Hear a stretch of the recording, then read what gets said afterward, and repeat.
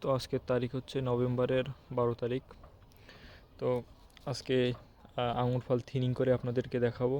আর আঙুর ফল থিনিংটা খুবই গুরুত্বপূর্ণ আঙুরের জন্য। আঙুর ফল থিনিং না করলে এই আঙুরগুলো যখন বড় হবে তখন জায়গার অভাবে আঙুরগুলো ফেটে যাবে এবং সাইজ একটু বেমানান হয়ে যাবে। তো আঙুর ফল থিনিংটা খুবই গুরুত্বপূর্ণ। যখন এই সাইজের আঙুর ফলগুলো চলে আসবে ফলগুলো, তখন থিনিং করে দিতে হবে। তো এখন অফ সিজন, এরপরেও যদি এই ডালটাই আমি দেখাই, তো এই সাইডে আবার আঙুর ফল সেট হয়েছিল। তো এইখান থেকে বেশ কিছু পাখিতে নষ্ট করছে এই যে। আর এপাশে এগুলো সব পরিচর্যা করা হয়নি, না পরিচর্যায় আছে।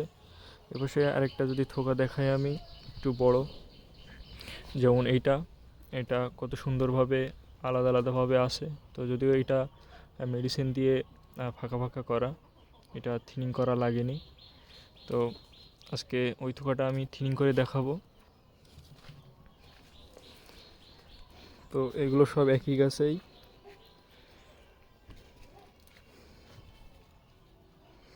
তো থিনিং করার জন্য এই ধরনের চিকন একটা কাঁচি লাগবে, যেটা মাথা খুবই চিকন থাকবে। তো এই যে যে ছোট ছোট যে ফলগুলো আছে এগুলো সব কেটে দিতে হবে ঠিক এভাবে।